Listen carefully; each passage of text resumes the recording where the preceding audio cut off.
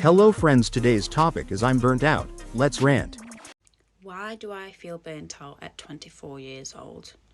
I've not even been in my full-time career job 2 years. It's coming up to 2 years this year.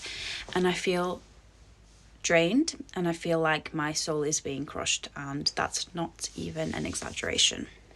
Don't get me wrong, I fully understand that it's give and take. You can't just expect to take and not give anything back to society.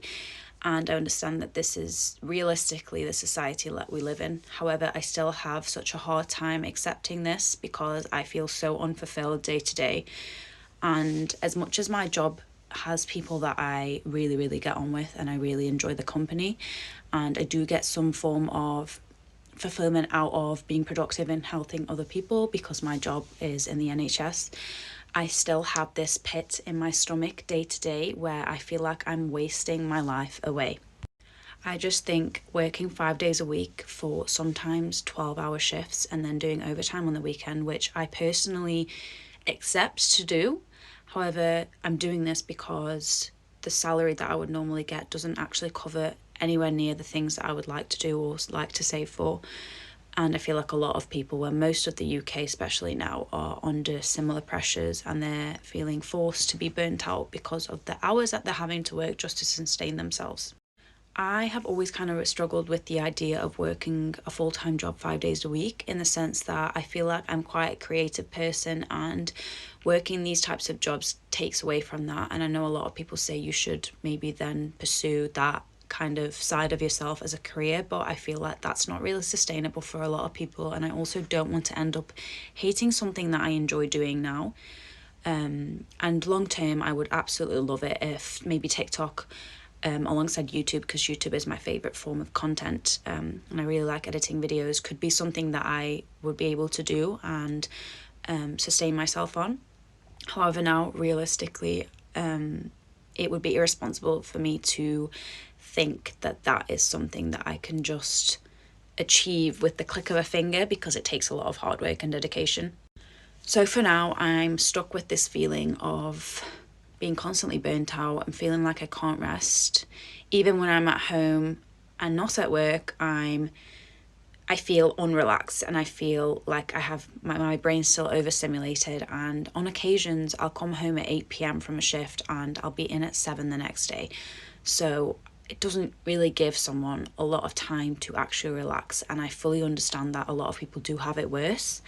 I appreciate that. However, for me, this is something that is not going to work for me long term, and I find it really, really surprising that for some people this is something that they're okay with. Now, being vulnerable on here, I go to therapy, and I was speaking to my therapist about this the other day, and she said, oh, it is something that you maybe have to think about realistically and just accept that this is how our society is built up and how it works. And I do get that. However, there is still something in me that does not want to accept that. I don't want to accept that this is life. 5 days a week, commuting into work, sitting there for 7.5 hours doing something that I really don't want to be doing. I would prefer to do something else. Clock watching, can't wait for my first break, can't wait for my lunch, and then overstaying on my lunch because I'm like, oh my God, I don't want to go back right now. Even just scrolling on my phone brings me more enjoyment on my breaks, or reading a book, than actually being in there. And I actually don't mind my job. I've had worse jobs in the past, so this is what's really shown me that this is actually just the system that I'm struggling with rather than the job that itself. So a lot of people always say to me, find a job that you actually enjoy. Is there one? I don't think there is. Is there a job that I would genuinely enjoy and I would prefer doing that over having my own free time? I don't think that exists. Personally, I don't dream of having a job. I dream of having my own free time back. And I don't really know why I've come on here and started ranting, well, not necessarily ranting, but talking about this topic. And I don't know what I feel like I'm going to achieve by even posting this video, but maybe it's the fact that I want other people who relate to this or maybe feel the same to know that you're not alone in this. And if you have only just been in your job 3 months after uni, or if you've been in it 5 years, or you've been in it 10 years and you feel like you're now in such a niche area of your career that you couldn't possibly leave because nowhere else would employ you, or you wouldn't get a better salary, or you know the people now so you couldn't cope with the anxiety of starting a new job, this is your sign that you can always start fresh. You can always do a new chapter. You can always start a new job. It doesn't matter. And I do speak to a lot of people at my job who have these thoughts, who have been here maybe there a bit longer. But I'm coming on here to tell you that you are never too old to start again. You are never too old to do something else with your life. Never. That is such a self-destructive way of thinking. And you're never too stuck in your situation where you can't make change. And just remember that the only person who can make change in your own life is yourself. You're the only person who can actually do something differently to change your own prerogative. If you don't do something and if you don't take action, whether that's applying for new jobs in your 10 minutes at the end of the day, or whether that's planning long-term what you would like to do, or whether that's working on a side hustle whilst working in your full-time job so that you can actually maybe dedicate some more time to that in the future and be able to essentially maybe quit even your job to work on that full-time, it is completely up to you. The ball is in your court. So if maybe that's the motivation you needed, or if maybe you're just watching this and thinking she's absolutely stupid, she has no idea how the economy works, that's fine. That's fine for me. But for me, I acknowledge that it's up to me, and this is part of the step that I'm going to take, and it's admitting it publicly and also to myself. So yeah. Did I basically start crying on the meeting with my new manager today? Yeah. Basically, she was like, I've seen you on calls. Like, you just seem like you're unhappy. I'm very burnt out with the job. I'm like, yeah. Yeah, was that easy to read? She's like, I would love to see you smile on the call. I'm like, yeah, I don't do that anymore. These meetings are draining. This job is draining. But she was very kind. If you burned out, let me tell you 5 things that you need to do to get yourself back on track. And no, I ain't trying to sell you nothing. The first thing is stop talking so bad about yourself. You see, when you burned out, it means that there's an imbalance. It means that you have been put in situations that do not support who you are. And instead of actually looking at the situation, you point the blame back on you. You talk about your neighborhood. You talk about your circumstances. You talk about your finances. You talk about how you would be a much better person if you just had X, Y, and Z. When you do that, you neglect to see the value in what's right in front of you. Stop talking bad about yourself. Number 2, you need to rest. And when I say rest, I'm not simply talking about going and take a nap, because a nap has never liberated anyone. But what I'm saying is you need to figure out how to slow down. You don't have to rush to everything, because if you know one thing about manifestation, about changing your life, you know that the bag chases you. You don't chase the bag. So you just need to sit, find your value, remember point 1, and allow all things to come to you. Rest. Number 3, you're going to create, okay?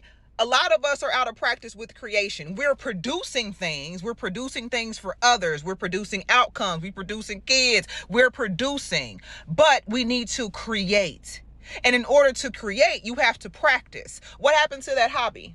Huh, sis? What happened to the fact that you used to knit, you used to write, you used to read, you used to speak? Use that mouth. Create. Use that mouth sounds crazy, but you know what I mean.